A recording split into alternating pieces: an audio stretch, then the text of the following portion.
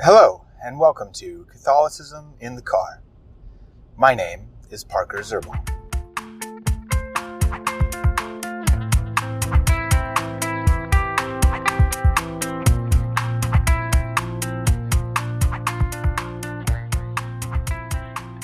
Alright, I want to continue our social issues series, and this will be the last episode, I think, in this social issues series, at least for a time.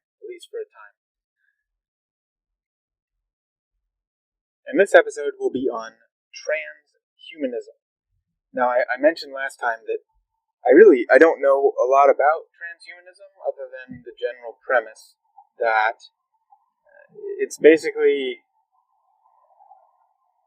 it has the goal of transcending humanity's physical nature and making it greater than its physical nature. So making our bodies greater than what they are and what they could ever potentially achieve. And this could be done either by a type of biological manipulation where some sort of enhancements are done to the human body.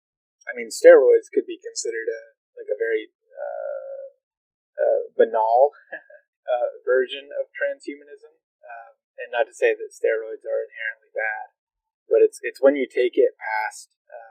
I don't know. I feel like there's a threshold there that when you go past it, you're in this rough area of transhumanism. Like this will be a throwback for some people. If you've ever seen the cartoon show that aired on, I think it was like WB Kids or something, and it was Sherlock Holmes in the 22nd century. If you ever remember that show, it probably aired in like the early to mid 2000s. I was probably 6 or 7, somewhere around then. And the Watson character in that show was a cyborg, meaning like he was like human, but he also had parts of him that were technological. He had like the bionic arms, bionic eye, all this sort of stuff. And it's not, it's not that it would be bad to do those sorts of things for people who have lost limbs in order to restore their humanity. The issue would be when people begin lopping off parts of their body to be replaced by technology in order to enhance them past where their human nature could ever have brought them, their bodies could ever have brought them, right? So that's kind of the issue. That's the issue. If we end up developing prosthetic limbs and prosthetic, organs and things like that can help people who have been in tragedies or who have defects, like birth defects or whatever, that would be, I don't see how there could be anything wrong with that. It's more with the intention.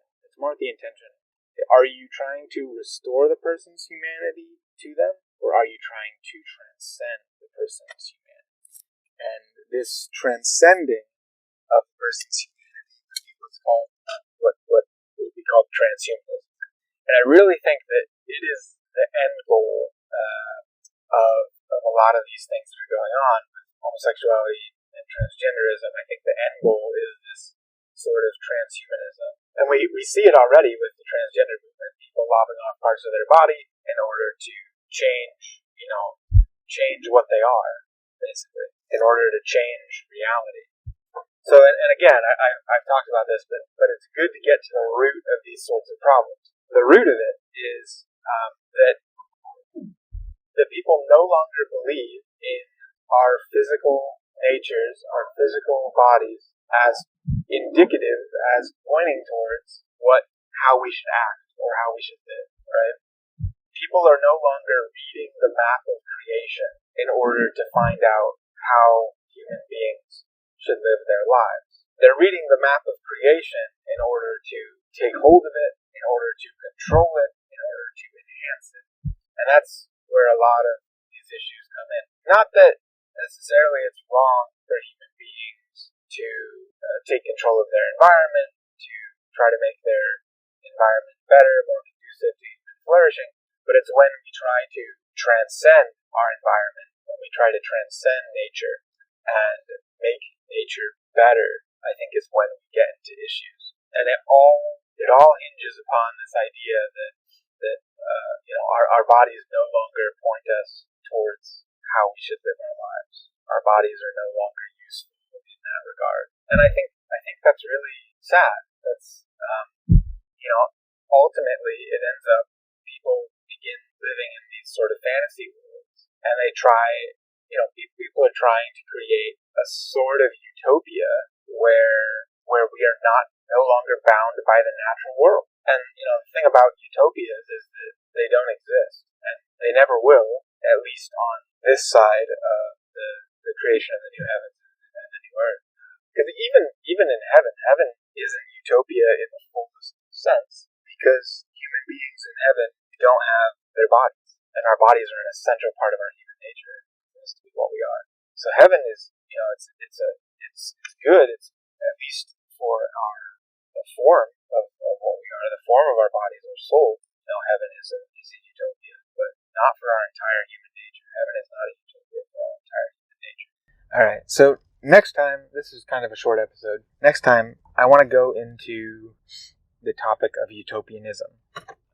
Why people, of every generation of humanity, why many people, particularly the powerful, the rich and powerful, try to create a utopia. And this also happens, I guess, from the ground up too. You can think of the Marxist revolutions of the 20th century, people trying to create utopia. And it just, it doesn't work. So it doesn't work. Yeah. We can try to make things better always, but we're never going to actually achieve that goal, because every moment we try to make things better, we're reaching towards one thing, we are neglecting another. It's just how life is.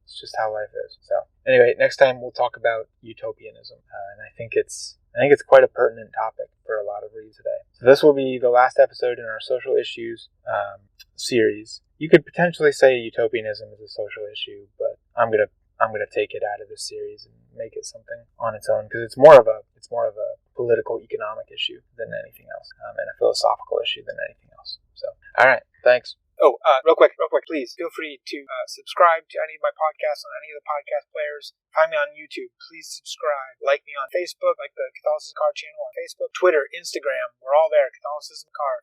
And then I also have a Patreon account if you wish to support what I do at this podcast and this YouTube channel. And you can also support us on Anchor.fm. There's a support button there you click on. I also have links to all this on my website's support page at www.catholicisminthecar.com.